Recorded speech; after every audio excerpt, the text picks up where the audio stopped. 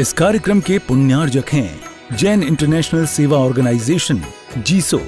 निःशुल्क Jain minority card प्राप्त करने के लिए 9059054563 व्हाट्सएप पर हाय सेंड करें और अपने नाम के साथ निःशुल्क जैन माइनॉरिटी कार्ड अभी प्राप्त करें।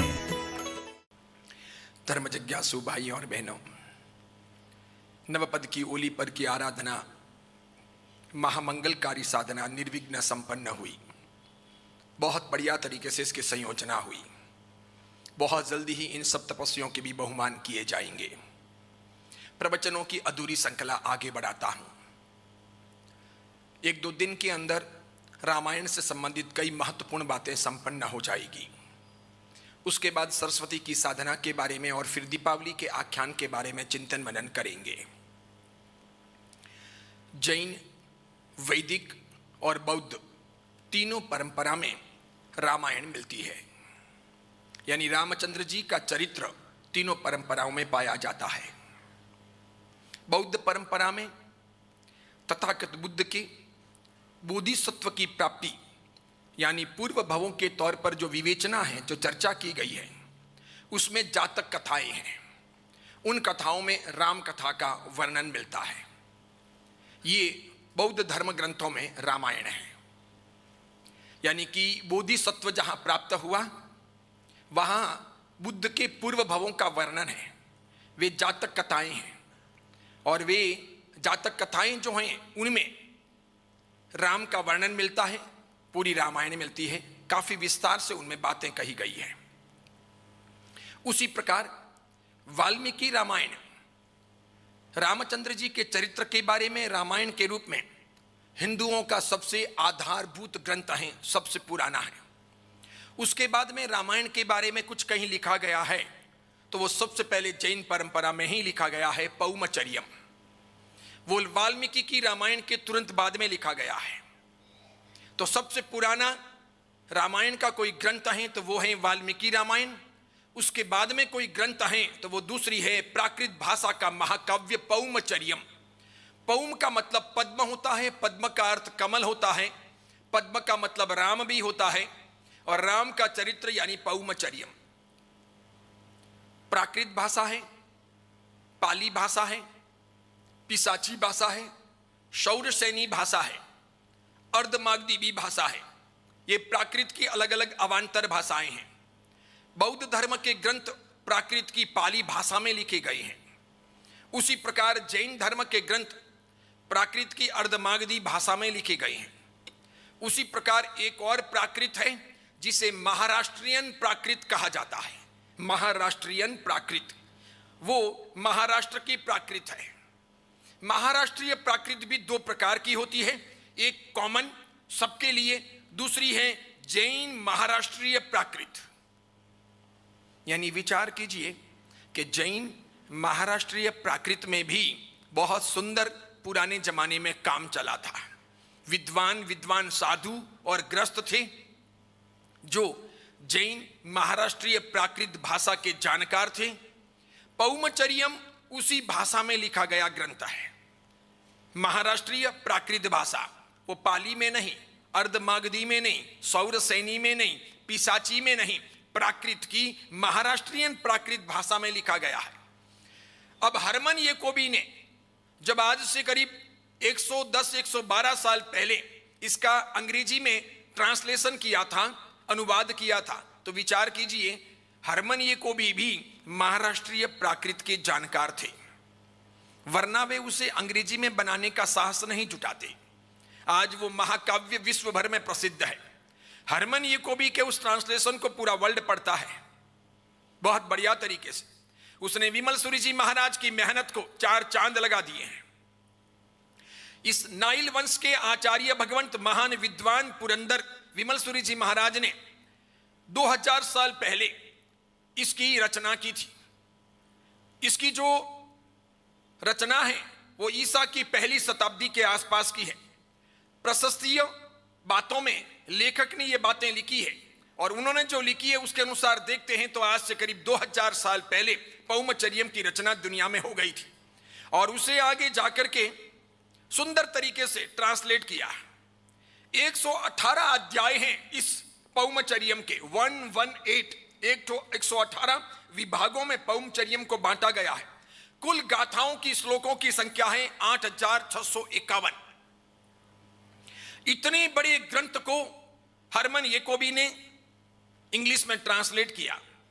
रामानंद सागर को जब यह पता चला कि मैं रामायण सीरियल बना रहा हूं, मैंने वाल्मीकि रामायण देख ली है, दूसरी अलग अलग पूर्वी दक्षिणी भारत की रामायणें देखी हैं, पश्चिमी भारत की रामायण देखी है, लेकिन किसी ने बताया विद्वानों ने कि तुम एक बार विमल सूरी जी के पौमचर्यम को भी देखिए।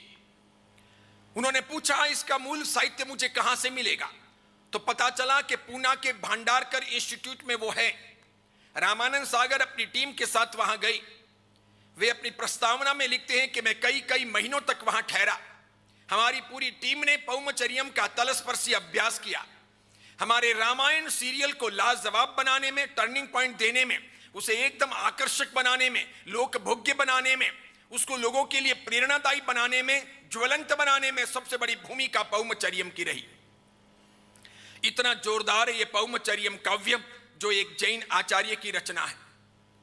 रावण में अभिमान बहुत था, लेकिन रावण पश्चाताप भी बहुत करता था। ये उसके मन की एक दूसरी वैकल्पिक स्थिति थी कि अभिमानी आदमी तुरंत अपनी भूलों का पश्चाताप करता था, उसे दुख होता था कि मैंने ये गलती की है। रावण में वासनाएं बहुत थी। वासनाएं आम आदमी में, हर एक व्यक्ति में मिलती हैं। वे कमोबेश पाई जाती हैं। समय समय पर उनका विकास भी होता है और उनका दमन भी होता है, लेकिन रावण में वासनाओं के साथ साथ में संयम भी था। ये एक बहुत बड़ी बात है। उसी प्रकार रावण इस अर्थ में अज्ञानी था कि उसने सीता का अपहरण कर लिया था, लेकिन रावण के पास में ज्ञान भी बहुत था, कम नहीं था। रावण अच्छे खासे पढ़े लिखे इंसान थे। रावण गुस्सेल थे, बहुत क्रोध था, लेकिन रावण की भक्ति भी अतुलनीय थी।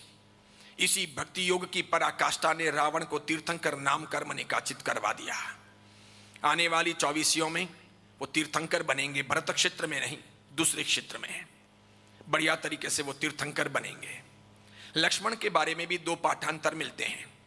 एक पाठ ये कहता है कि लक्ष्मण चक्रवर्ती बनेंगे, चक्रवर्ती बनने के बाद में दीक्षा लेंगे, दीक्षा लेकर के साधना करेंगे और मोक्ष में जाएंगे। दूसरा पाठांतर ये मिलता है कि लक्ष्मण भी तीर्थंकर बनेंगे, वे भी भरत क्षेत्र में नहीं।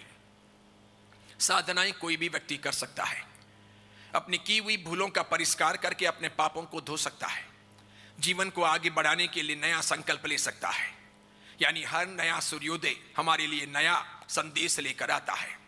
भूतकाल को अगर साफ करना है, पुरानी बातों को धो देना है, तो आप चिंता मत कीजिए, लोग भले अपने दिमाग में पुरानी बातें रखें, आप नया जीवन जी सकते हो।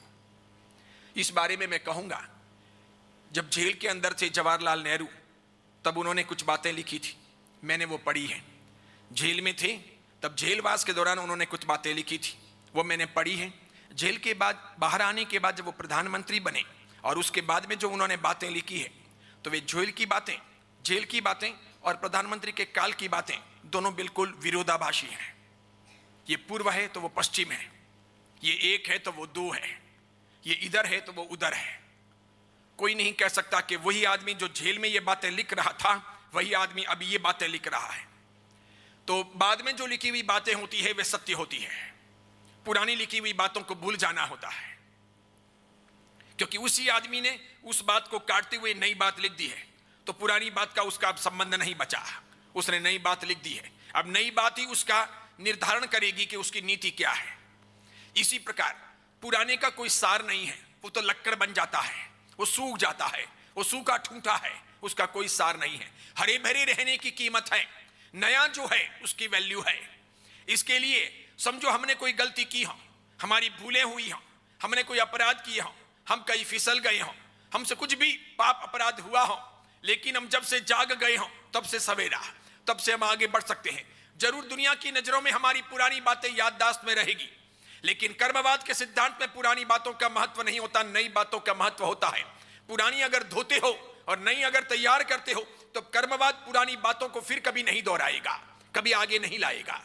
तीर्थंकर की नजरों में भी और उनके ज्ञान में भी पुरानी बातों का कोई महत्व नहीं होता। अगर पुरानी बातों का महत्व होता तो तीर्थंकर किसी पापी को कभी दीक्षा नहीं देते। उनके समोसन में बड़े बड़े पापी भी आकर के परमेश्वर जैसे बन गए, पावन उतर गए। तीर्थंकर प्रभु ने देख लिया कि जगह तब से सवेरा, आदमी सुधरने को तैयार है, बदलने को तैयार है, जीवन का परिवर्तन करने को तैयार है, नया जीवन प्राप्त करने को तैयार है। तो कहीं ना कहीं पुरानी बातों का तो समाप्तिकरण होना है। आखिर इस प्रकार होता है। रावण में क्रोध बहुत था, लेकिन भक्ति योग गजब का था। भक्ति योग ने रावण को तीर्थंकर बना दिया। अपहरण करने की शक्ति थी तो साथ में स्पर्श न करने का संकल्प भी था। कम बड़ी बात नहीं थी। अपहरण उन्होंने कर लिया था बिना स्पर्श के, लेकिन स्पर्श नहीं करने का संकल्प था, यह बहुत बड़ी बात है।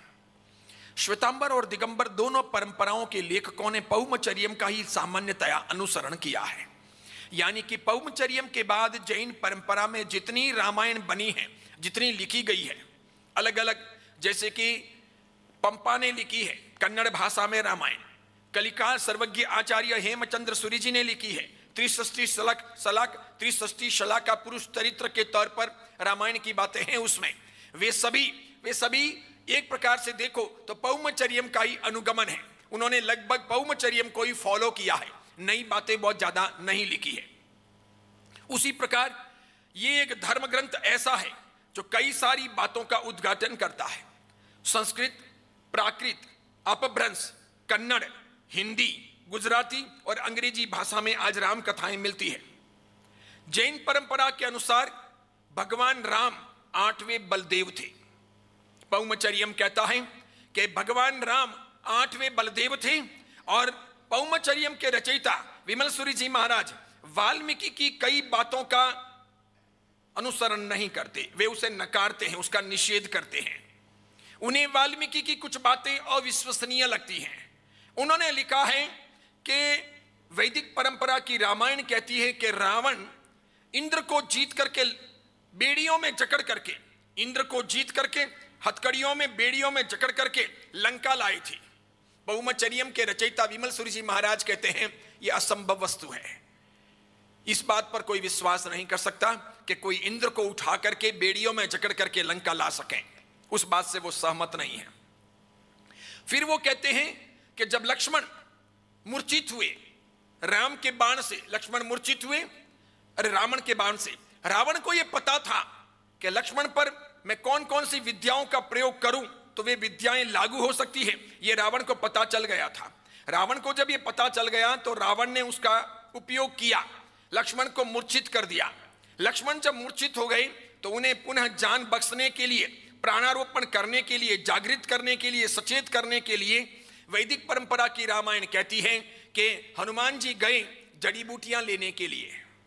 विमल सूरी जी महाराज पहाड़ लाने की बात से सहमत नहीं है। वो कहते हैं कि वैदिक परंपरा कहती है कि हनुमान जी पूरा पहाड़ उठा करके ले आए। उन्हें पता न चला कि कौन सी जड़ी बूटी ले जाऊं, कौन सी न ले जाऊं, कौन सी काम आएगी, कौन सी नहीं काम आएगी, कहीं उसके बाद में देरी ना हो जाए। एक काम करता हूं, पूरी की पूरी पहाड़ी उठा लेता हूं, उठा करके ले जाता हूं, जो जड़ी बूटी काम आएगी वो काम में लगा दूंगा। ये करके वो पूरा पहाड़ उठा के ले आई। पौमचर्यम कहता है नहीं, ये बात गले नहीं उतरती। पौमचर्यम कहता है हनुमान जी विशल्या नामक एक कुमारिका को लेके आए थे। जब देवताओं ने आकर के बताया कि विशल्या ब्रह्मचारिणी है, साधिका है, तपस्विनी है, तुम उसे ले आओ, तुम उसे ले आओ। वो जिस पानी से स्नान करेगी उस पानी से लक्ष्मण सचेत बन जाएंगे। उसके ब्रह्मचर्य की, उसकी साधना की यह ताकत है। जब देवताओं से पूछा कि विशल्या अभी कहाँ मिलेगी, तो कि रामचंद्र जी के छोटे भाई, लक्ष्मण के भी छोटे भाई भरत जो अयोध्या में बैठे हैं, एक बार वे बीमार पड़े थे, तब विशल्या ने उनका उपचार किया था। वे विशल्या को पहचानते हैं। उनसे पूछकर तुम विशल्या को ले आओ। हनुमान जी गए, विशल्या को ले आई, विशल्या को लाई। विशल्या बड़ी गजब की थी। विशल्या ने अपनी जिंदगी में एक संकल्प ले रखा था कि मैं शादी नहीं करूंगी, और करूंगी तो सिर्फ लक्ष्मण के साथ ही करूंगी। कैसा संयोग बन रहा था। विशल्या ने यह संकल्प ले रखा था कि मैं शादी करूंगी तो वासुदेव लक्ष्मण के साथ करूंगी वरना नहीं करूंगी। और विशल्या के साथ में एक कम नसीबी ये भी पल रही थी कि जैसे ही वो ब्रह्मचर्य का भंग करेगी, शादी करेगी, उसकी विद्याएं चली जाएगी। अब तक उसकी शादी नहीं हुई थी। विमल सूरी जी महाराज कहते हैं पहाड़ लाने की बात कहीं पर भी तार्किक तरीके से सिद्ध नहीं होती। विशल्या को हनुमान जी जरूर लाए, विशल्या को स्नान कराया गया, उसके पानी से उपचार किया गया, लक्ष्मण जी ठीक हो गए। उसके बाद में लक्ष्मण जी का विवाह विशल्या के साथ हुआ और विशल्या की सभी विद्याएं चली गई। तब तक विद्याशाली थी विशल्या। बड़ी अजब गजब की बातें हैं, सुनने जैसी हैं, समझने जैसी हैं। उसी प्रकार वे कहते हैं, यानी कि विमल सूरी जी महाराज कहते हैं कि रावण कोई राक्षस नहीं था। ठेठ दूसरे तीर्थंकर अजितनाथ भगवान के जमाने में रक्ष नाम के राजा हुए, उन्हीं के ये वंशज, और उस रक्ष नाम के राजा के नाम से राक्षस कुल आगे बढ़ा था। ये इनका कुल था, इनका वंश था, ये कोई राक्षस नहीं थे। उसी प्रकार वे कहते हैं हनुमान जी कोई बंदर नहीं थे, वे इंसान थे। वे पवनजे के पुत्र थे, अंजना के बेटे थे, लेकिन उनके पास में विद्याएं थी, वे उड़ सकते थे, वे विद्याओं का प्रयोग करके कुछ भी कर सकते थे, बाकी वे बंदर नहीं थे। इसीलिए वे वानर सेना के द्वारा राम सेतु बनाया गया, इस बात से सहमत नहीं है। वो कहते हैं ऐसा नहीं हो सकता कि बंदर कोई सेतु बना दे, नहीं हो सकता। विद्याओं के आधार पर बजरंग बली यानी कि पवनंजे के पुत्र, अंजना के पुत्र हनुमान जी ने सेतु बनाया हो, यह बात बैठती है।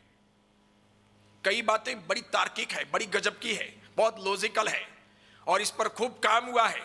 ये आज की नई बातें नहीं हैं। पूरी दुनिया के हिंदू, मुसलमान, सिख, ईसाई, यहूदी, अन्य अन्य जातियों के और हिंदुओं ने और बौद्धों ने और सिखों ने समय समय पर, जिन्होंने भी रामायण पर पीएचडी की है, या रामचरित्र पर पीएचडी की है, या सीता मैया के चरित्र पर पीएचडी की है, या अयोध्या पर पीएचडी की है, या हनुमान जी पर पीएचडी की है, या रावण की या लंका की बातों पर पीएचडी की है, या विद्याभ्यास किया है, या यूनिवर्सिटी में ये चीजें पढ़ाई जाती है, तब विमल सूरी जी की बातें खास पढ़ाई जाती है। इस कार्यक्रम के पुण्यार्जक हैं जैन इंटरनेशनल सेवा ऑर्गेनाइजेशन जीसो। निःशुल्क जैन माइनॉरिटी कार्ड प्राप्त करने के लिए 9059054563 व्हाट्सएप पर हाय सेंड करें और अपने नाम के साथ निःशुल्क जैन माइनॉरिटी कार्ड अभी प्राप्त करें।